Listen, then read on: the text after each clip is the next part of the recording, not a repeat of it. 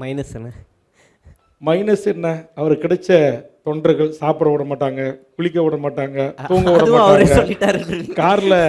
கார்ல போனா கார்ல டோர்ல 4 பேர் தூங்குவான், மேல 4 பேர் தூங்குவான், பின்னாடி 4 பேர் தூங்குவான். பாவம் அவருக்கென்று ஒரு என்ன சொல்லுவாங்க, அவருக்கென்று ஒரு தனிப்பட்ட ஒரு தன்னை ஆசுவாசப்படுத்திக் கொள்வதற்கான வாய்ப்புகளே இல்லை.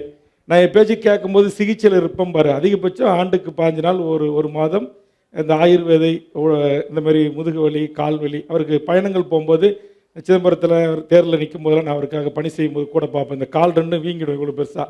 இப்போ அந்த மாதிரி தருணங்களில் அவர் போய் அந்த சிகிச்சை எடுப்பதற்கு போவாங்கல்ல, அங்கே கூட கேள்விப்பட்டு வந்து வெளியே நிற்பாங்க அப்படிம்பாரு.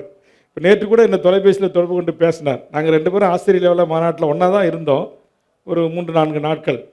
அங்கே அந்த செய்தி அவருக்கு வரல. அவர் டெல்லி நாடாளுமன்றத்துக்கு போயிருக்கிறார்.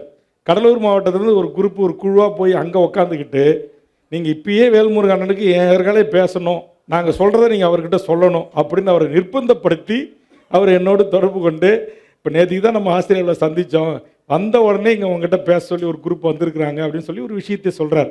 அப்போ சாதாரண ஒரு மக்கள், அவருடைய கட்சி தொண்டர்கள் எந்த நேரத்தில் வேண்டுமானால் அவரை சென்று உரிமையோடு அண்ணனை பார்த்தே ஆகணும், தூங்குறாரா அதெல்லாம் முடியாது, எழுப்புங்க, குளிக்கிறாருன்னா பாத்ரூமுக்கே கதவை திறந்துட்டு போய் எட்டி குளிக்கிறாருன்னு பார்க்க போவாங்க. அது அவருக்கு பாவம் ஒரு நிம்மதி இல்லாமல், ஓய்வு இல்லாமல், உறக்கம் இல்லாமல் அவருடைய தொண்டர்கள் அவர் மீது வைத்திருக்கிற அளப்பரிய அந்த அன்பின் காரணமாக அவர் எதிர்கொள்கின்ற அந்த தொந்தரவுகள்.